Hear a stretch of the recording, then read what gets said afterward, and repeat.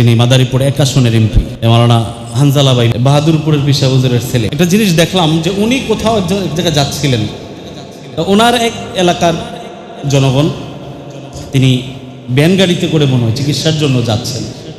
আমি পুরো ভিডিওটা দেখতেছিলাম যে আল্লাহর বান্দা দেখলাম যে নিজের প্যারাডো গাড়ি থেকে নেমে ওই রুগীটাকে প্রথম দেখলেন, দেখার পরে দেখলাম যে ওই রুগীটাকে তার গাড়িতে তুইলা দিয়া তিনি অন্য মাধ্যমে গেছেন, তার গাড়ি দিয়ে রুগীকে তিনি হসপিটালে পাঠায় দিয়েছেন। সুবহানাল্লাহ বলবেন না?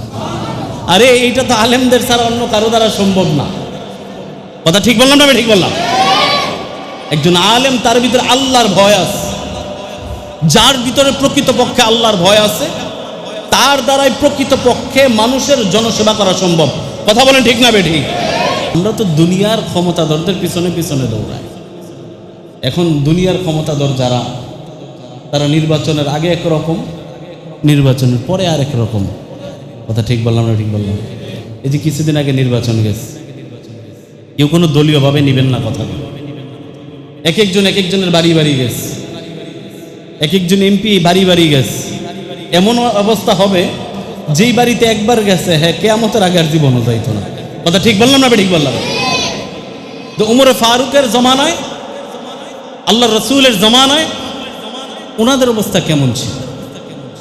বলে ওমরে ফারুক তো এক রাত্রিতেও ঘুমাইতেন না, ঘুরে ঘুরে দেখতেন কোন এলাকার কি অবস্থা, কোন মানুষটা কেমন আছে, মানুষের কাছে যাইতেন।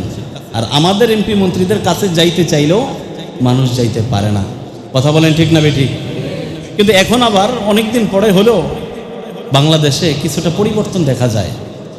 যেমন গতকালকের একটা ঘটনা আমার কাছে অত্যন্ত ভালো লাগছে, যেটা আসলে আমার কাছে মনে হচ্ছিল যে আমরা তো রাসূলের জমানা দেখিনি, কিন্তু রাসূলের জমানার কিছু নজরিয়া যেটা বর্তমান যুগে আয়েশা ও আলেমদের মাধ্যমে আল্লাহ তাআলা দেখিয়ে দিচ্ছেন। সুবহানাল্লাহ। যে গতকালকে দেখলাম মাদারীপুর, ওইখানের যিনি মাদারীপুর 1 আসনের এমপি মাওলানা হানজালা ভাই, বেশি সম্ভবত ওনার নাম, বাহাদুরপুরের পিসা হুজুরের ছেলে। তো উনি এমপি হয়েছে ওইখানে। তো ওনার একটা জিনিস আসলে কথায় কথা চলে আসছে, এটা কোনো উদ্দেশ্য ছিল না বলার। একটা জিনিস দেখলাম যে উনি কোথাও এক জায়গায় যাচ্ছিলেন, তো ওনার এক এলাকার জনগণ তিনি ব্যান গাড়িতে করে মনে হয় চিকিৎসার জন্য যাচ্ছেন।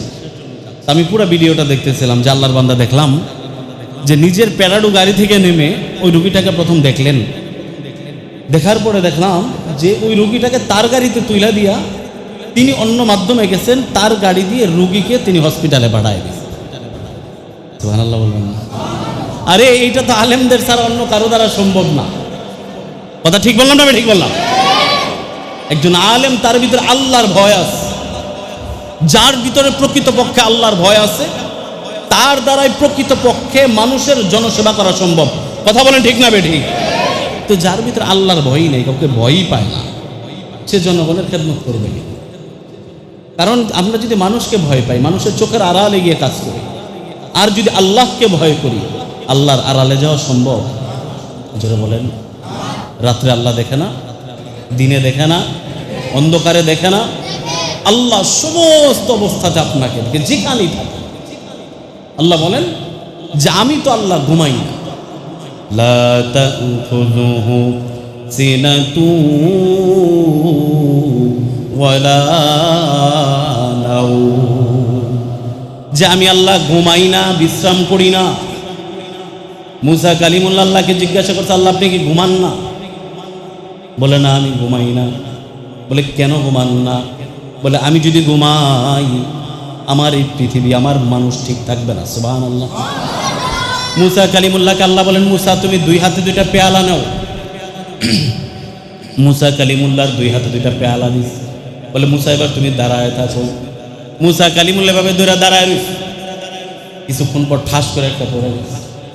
আল্লাহ বলেন, এ মুসা কেন ফালাই দিলা? বলে আল্লাহ ঘুমায় ফালাইস। বলে এই জন্য আমি আল্লাহ ঘুমাই না। বলে আমার কোন বান্দা কখন কোন সময় আমাকে রব বলে ডাক দেয়। বলে আমি তো এদেরকে খুব আদর করে যত্ন করে বানাইছি। বলে তারা যখন আমাকে ডাক দেয় আমি আল্লাহ একটু সহ্য করতে পারি না। আমার গোলাম যখন আমাকে রব বলে একবার ডাকে, আমি ইয়া আবদি ইয়া আবদি বলে আমি আমার বান্দার ডাকে 70 বার করে সাড়া দিই।